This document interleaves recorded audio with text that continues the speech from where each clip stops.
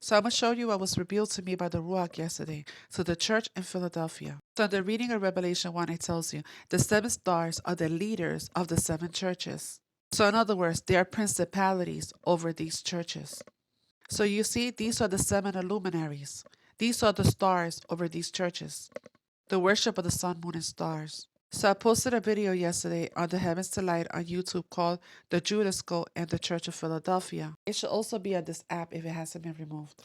I put a clip of this ex-member who was part of these Greek societies. And she speaks of these seven planets because there's a principality behind each of these planets. And this is who they pledge their allegiance to. So they have a small elite group that controls the masses. I used to think that the Revelations 3:9 were the Khazarians. I will make those who are the synagogue of Satan, who claims to be Jews, though they are not, but are liars. I will make them come and fall down at your feet and acknowledge that I have loved you. So I thought it was referring to them, like I said, the Khazarians, but it is not, because this is Edom, Esau. So Revelation 2 is referring to them. That's their church. That's the principality behind them. Notice how the word Ephesus has the word Esau in it. So Revelations 2:9 is referring to Esau, Edom. For those that say they are Jews but they are not, but are of the synagogue of Satan, because these two work together, because they work with the Catholic Church, and the Catholic Church was the ones that gave us these holidays. They had our feast days replaced with their holidays, the pagan holidays. So who is the Church of Philadelphia? And the reading of Revelation 3:9, well, let me show you. Philadelphia, Gematria. Israel, from Achaia, Philadelphia. See the top? Israel, because it's really Jezreel. I am a fallen angel. And I'm going to come back to this one. Kabbalatry. The king of Babylon sits in America. The pharaohs, because they work with the Catholic Church. The pharaohs were the ones that enslaved the children of Israel. So Japhet are the white races.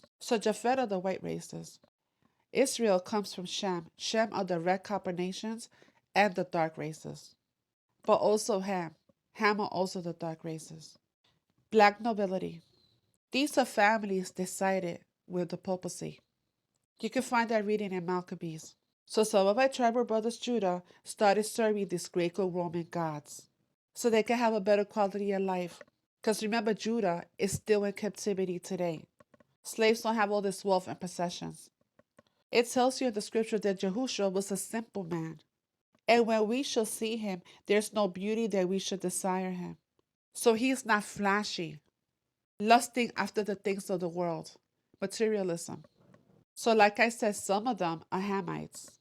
And Nimrod was the grandson of Ham. And the Canaanites are descendants of Ham.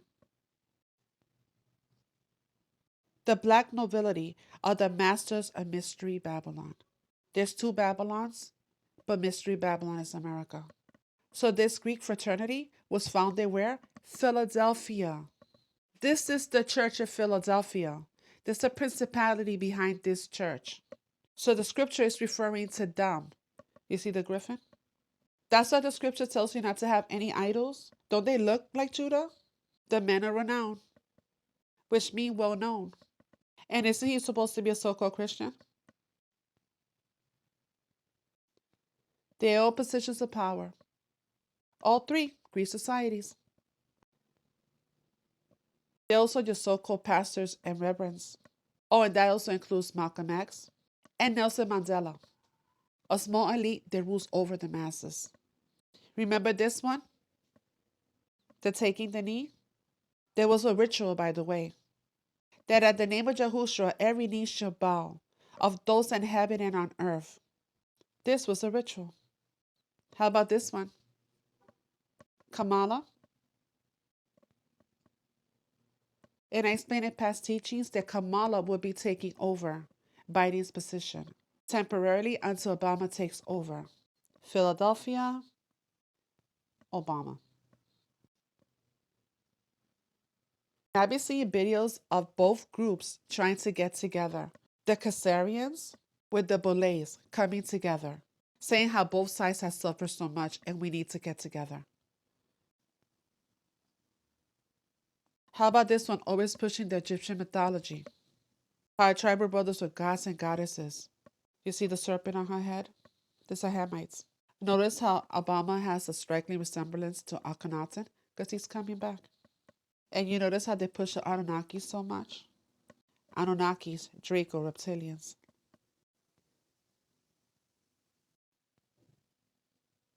Liberty, as in the Statue of Liberty, Babylon. So the Church of Philadelphia is referring to them, the ones that look like Judah, and saying they are Judah, but they serve the synagogue of Satan.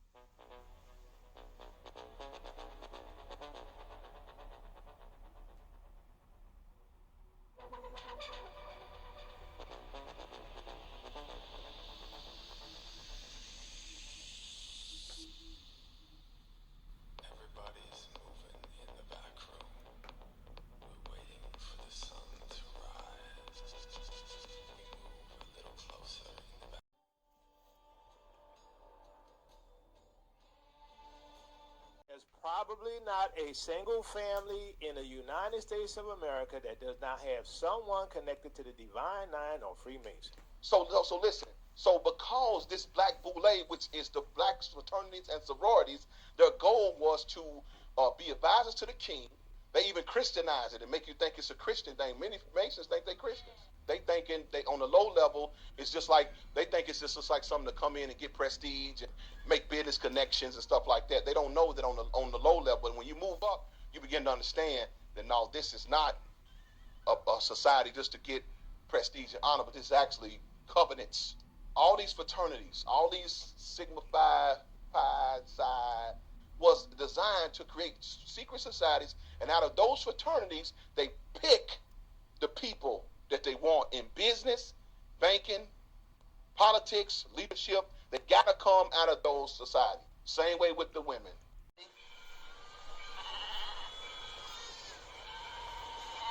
What is it? A Judascope. Didn't you ever see one? What is it? A Judascope. Didn't you ever see one? No, what does it do? Watch and you'll find out.